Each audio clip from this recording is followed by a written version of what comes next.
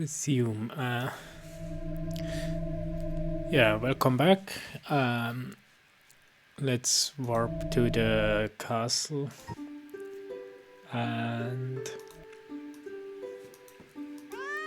yeah, last time I was searching for Ruth, and I was. And I also discovered here glossary control. No, I want to, but yeah, anyway. No, not this one, this one. Quest. It's looking for Ruth, and I think there's there is a cave with behind a stone. But I first will look if I find Ruth. So I will basically just try to map. I will just talk with everybody till I find Ruth. So, and last episode I also said that I started reading a book called The Scientific Approach to Evolution. I already finished it, and I've already finished the next one. I think it's been a while since I read that many books in such a... Okay, those are short books. Scientific Approach to Evolution is less than 200, and the other one is less than 100 pages, so quite nice. The other one is Crucifixion by Martin Hegel. Basically, it's a paper more or less about how crucifixion was treated in all the different regions and cultures, like the Romans, the Greeks, the Carthaginians, I think, the Jews and everybody, how they saw crucifixion before. Before the Christians came with their message. So it's basically it's giving a context about the historical situation. And yeah, it's like half the page is not quite half, but almost half of all the text was in the footnotes. So it was a bit of a tough read, but interesting. The short conclusion is basically it's like such a terrible execution method, which is the noble people they didn't even talk about it because they find it gruesome. Some romance novels. Tips. Yeah, you're faster if you eat Java beans. Nice. I have money. Nice. But I don't need it. Yeah. Basically, the quick version of thing is the noble people didn't even talk about crucifixion because for them it was too barbaric practice, but they, especially in Carthaginians, or how they're called, they mostly used it for their generals and for high treason. And the Romans were somewhat unique because they used it as a punishment for rebellious slaves, but also robbers and thieves. So the common people thought of crucifixion as a necessary brutality to keep at least some order. And in some Romance novels, it was used as a tool to build tension. But yeah, there was no I think there was just one story where, or one or two stories where there was even an ancient hero dying, or almost dying. So Jesus was pretty a unique case, and yeah, which makes statements of his like "take up your cross" a very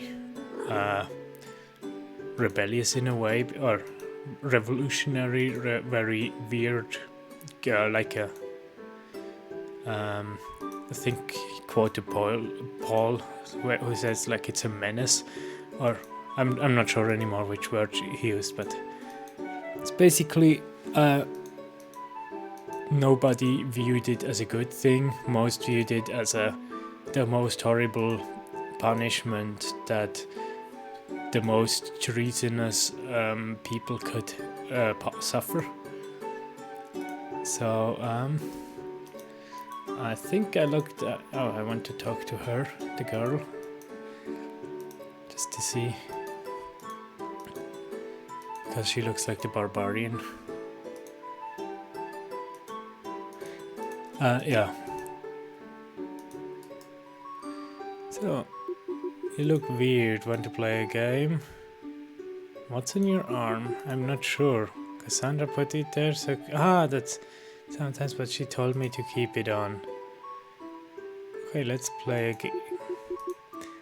Yeah. 1, 2, 3, 4, 5, 6, 7, 8, 9, 10. Now I have to find her.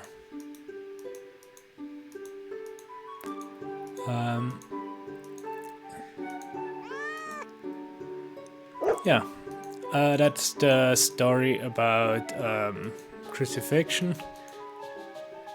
What are two musics?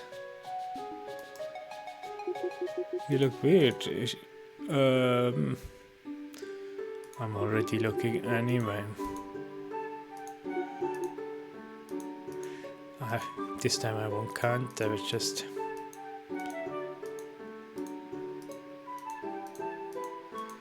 Oh yeah, I wanted to choose the running guy because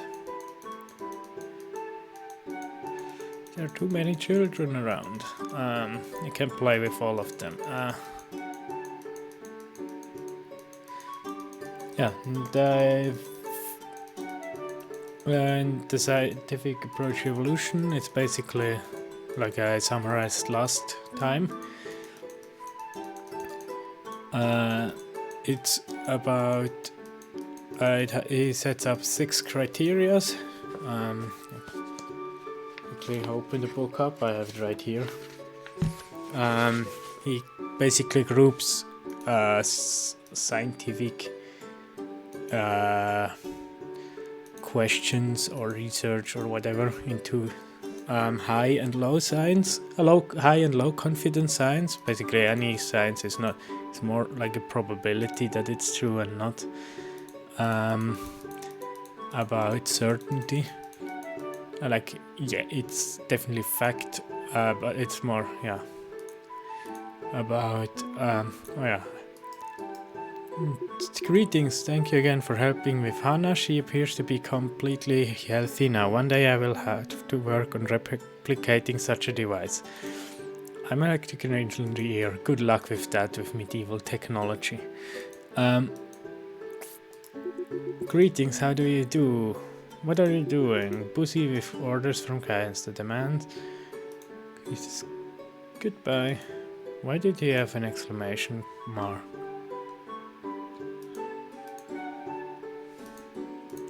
I need to find those 2 children. Especially the one with...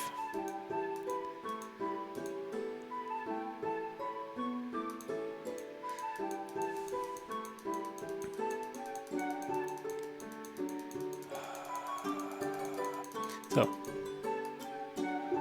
greetings, Rafi. Working on some embroidery. It's a pleasant way to pass time. Okay. Where's the monarch? Okay.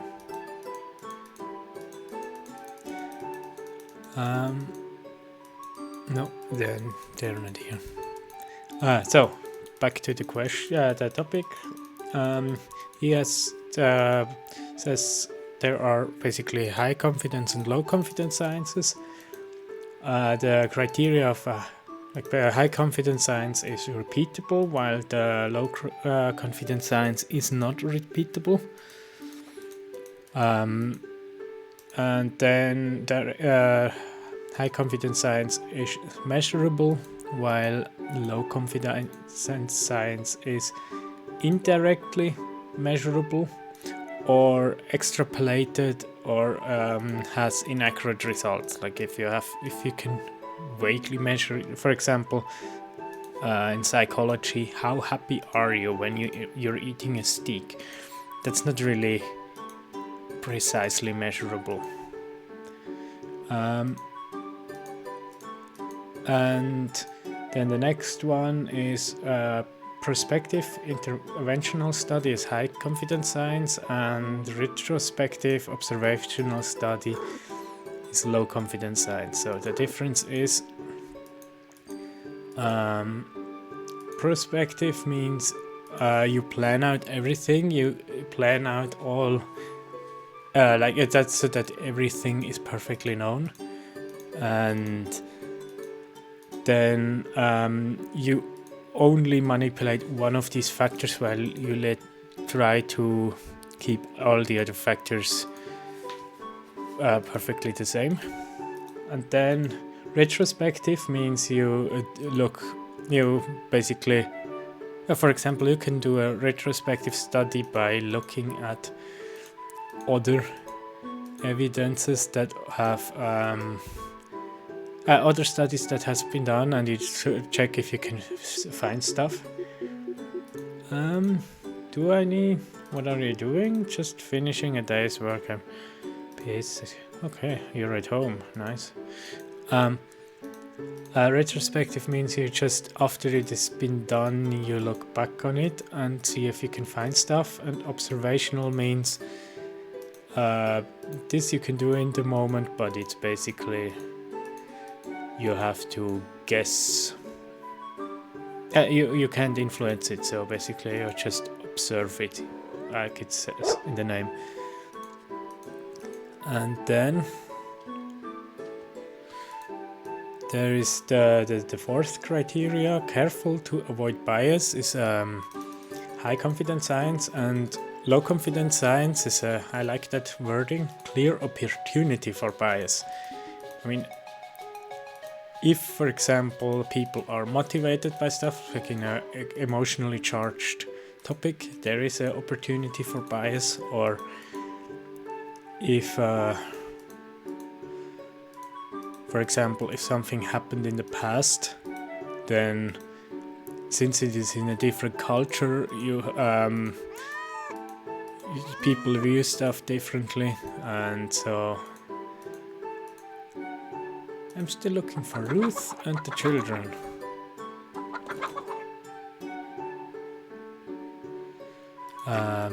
Apparently not. Next one, the fifth one, careful to avoid assumptions. Like for example, basically anything which you can't directly control or measure is an assumption. That can be loads of things, and it's difficult to avoid them. And if you can measure something directly, then you can obviously avoid that assumption quite well. Where is Ruth? I know I've been everywhere.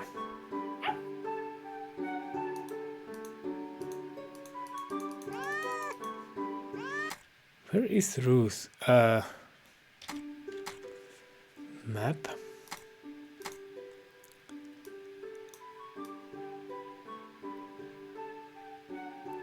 Oh, is she? Perhaps she's outside and not inside the castle. I guess so. Let's try that. And low confidence science is obviously if you have if many assumptions are required for you to reach a conclusion. So, and the last one is sober judgment of the result versus overstating confidence or scope of result. So basically, if you say, yeah, we know that's for sure, but it's actually just, it's a slightly higher probability, then that's an overconfidence. And if you say, I found that you can breed one dog into another, therefore all dogs are related to all creatures have a common ancestor. That's going way beyond the scope, or it requires extrapolation. So that's the criteria, and he gave a few examples, and then he showed he basically gave his take on what in evolution, how the conclusions are basically. Since I'm already walking around anyway, I can continue a bit till something happens. So one example he used is the Lenski experiment. That's the most popular one, but also, I mean, justifiably so. And now I can enter it. Okay. Halt, stranger, why do you come here? I'm here to slay the king. I took the wrong turn. How do I know that we can trust you? I've never seen someone who looks as grey as at you. Hold the blade, maximum. I adjusted our location to one villager in particular and adjust my people to keep a secret. No matter what this stranger claims, clearly my friend believed they were trustworthy. Glad to hear that she's doing well. I was so scared about what might happen to the people of our land. How much longer must we hide here? I hope not much longer. And if another hand on board, perhaps we can start our plan. Trust this stranger with all. If he's oddly forgettable and a stranger is the best person for a guard to run into. If any of us three are spotted, any plan will fail. Plus, who will protect the grounds here if you were the one to leave? Okay. Listen well, because I don't want to repeat myself. I have developed some delayed fire starters. We need someone to sneak into the castle grounds and place these starters in specific places. I am trusting you with the castle layout and the fire starters. The stairwell to my left goes down to a back entrance into the castle. You can't be spotted though. Guards will be everywhere. Refer to my blueprints frequently and place 4 fire starters in there. Okay, once placed all the fire starters, you need to get out the same way you came in, but if you're caught at any time, they sweep over the castle and our plan will be ruined. Okay. Can I? I want to. That's why it's here. I want to switch team. I want to go there as the running boy. Change hosts.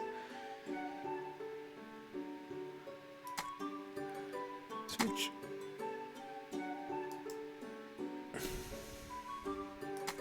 So, resume.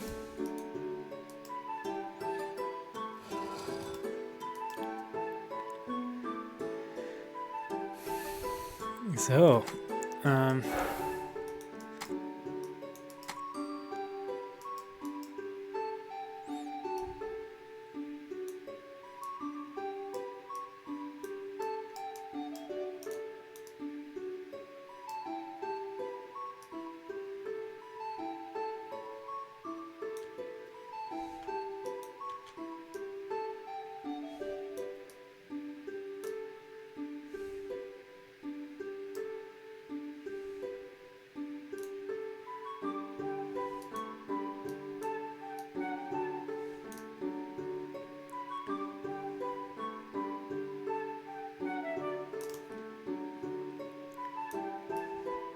Oh, that's easier than I thought.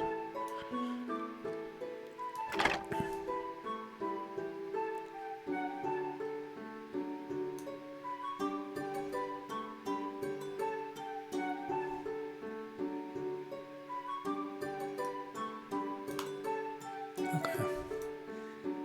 Yeah. I was trying to test out how.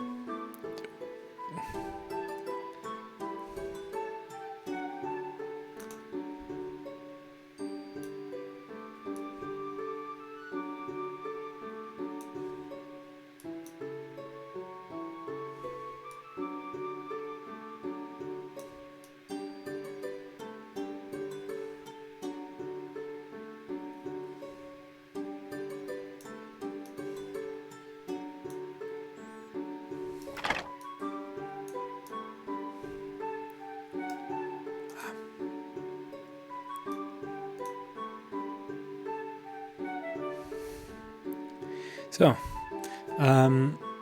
yeah, the Lenski experiment basically, or Lenski experiment is basically a guy who does I don't know 50,000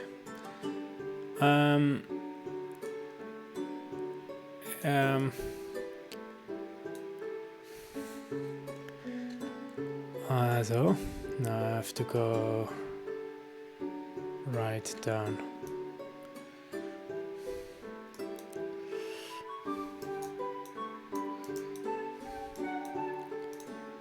Yes, basically colonies of 50,000 bacteria, generations of bacteria or whatever, over long stretch of time. So now it's there. Here.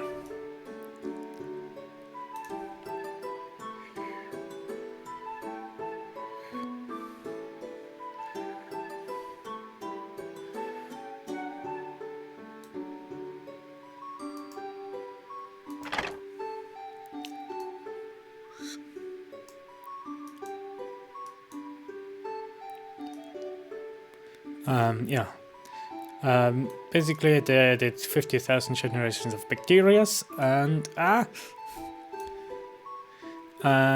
then he could essentially check how many mutations are needed per to get certain mutations. And Rob Stadler was mostly interested in the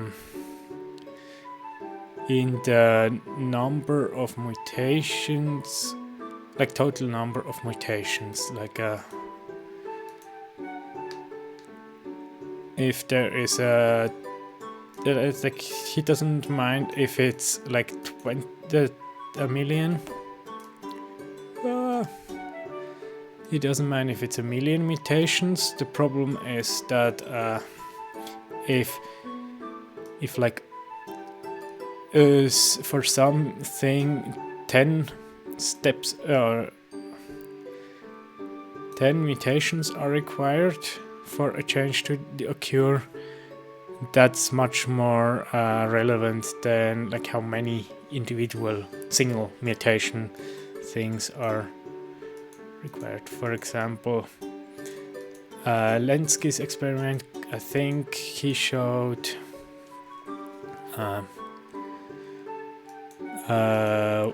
single mutations or double mutations. I'm not sure anymore, but yeah, 2 mutations. And it's required basically a trillion or whatever organism for it to happen. And then there is one which is more like an observational than a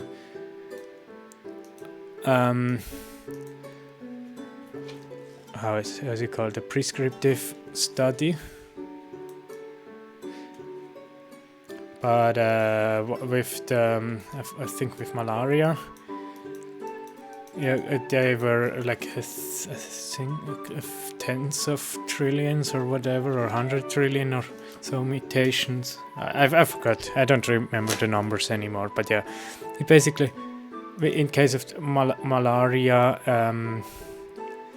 skills immunity. Sorry, I shouldn't talk while doing that. Yeah, in case of malaria immunity, there was like a 4 to 8 step mutation required, and yeah, that took a long time. And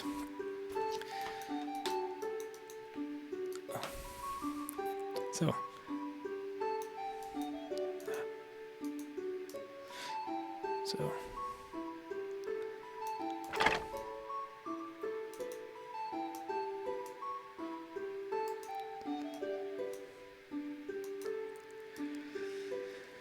So now I should stop talking, or else I will do blunders.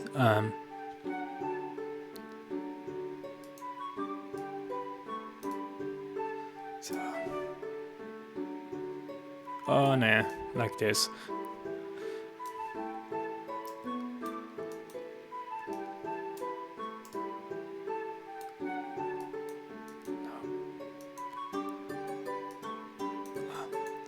This is the one which is not relevant.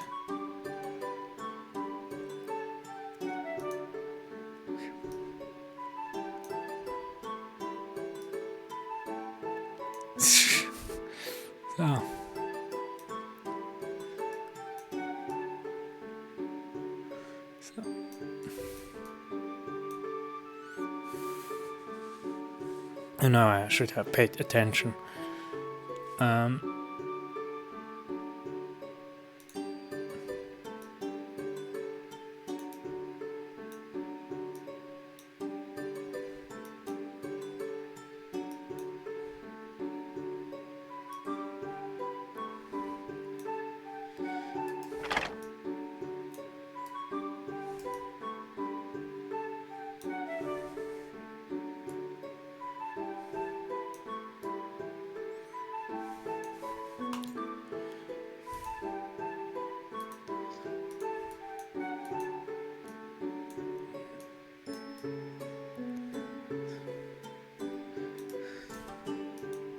So, sneaking.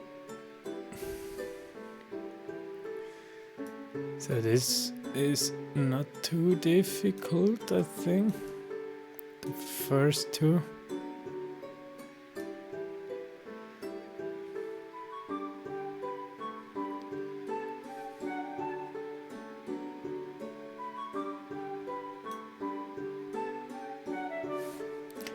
Is that... Oh no, I don't have to go, I have to go there.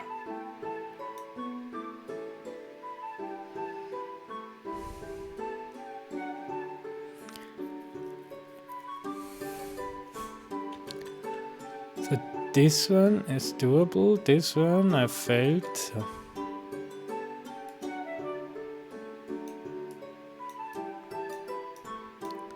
Hope it doesn't lag.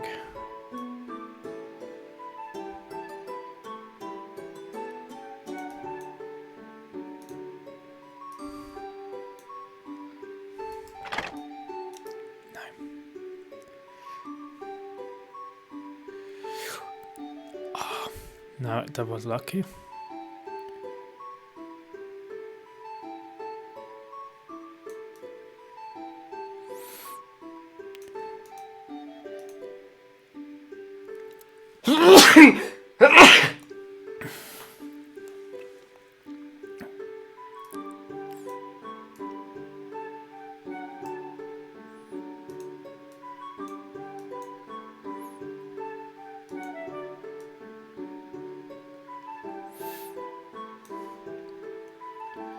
I bet there is somebody coming down.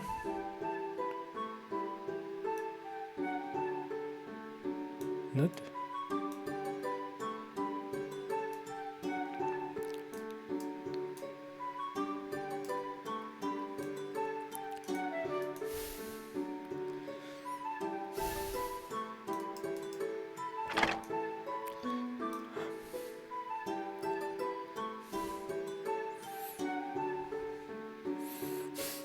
Mm-hmm. Hey! That's not nice.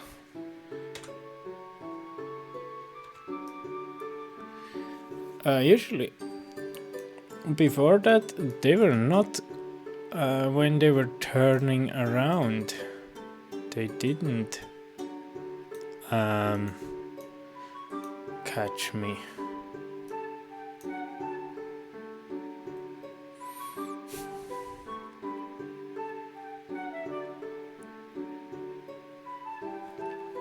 Although, yeah, they do.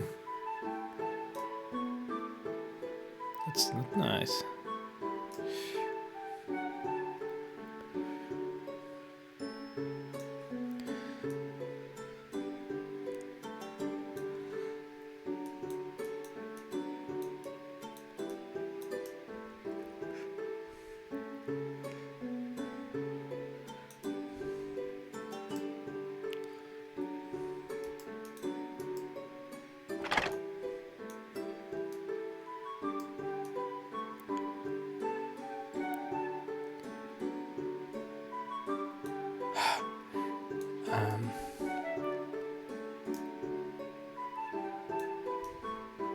Sometimes it works and sometimes it doesn't. So, where is the mouse? The mouse is there. So.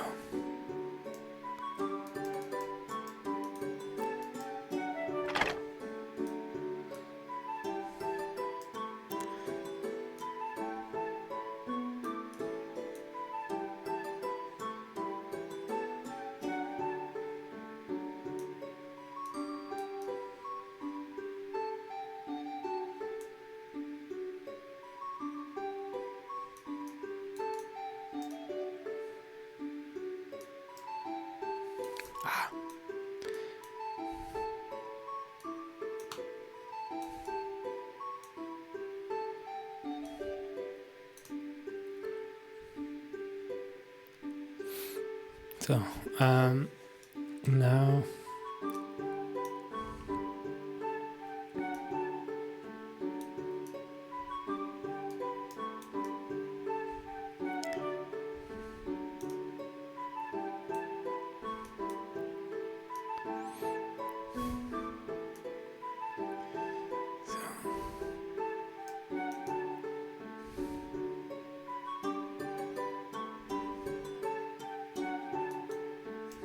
Oh, no.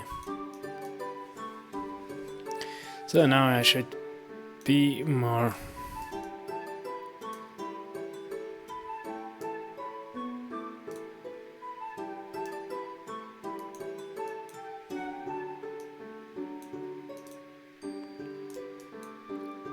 So.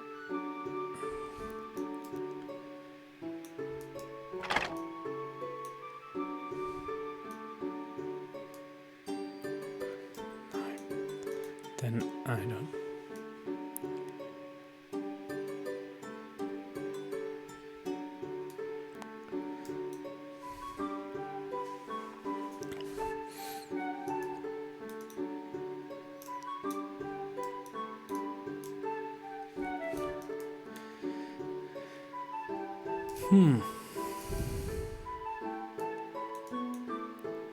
Should I the work on it in the next episode? Yeah, I do it. Yeah. See you. Talk to you in the next episode. I think those are 40 minutes. 35. Yeah, that's fine. Good enough. Goodbye. Till next time.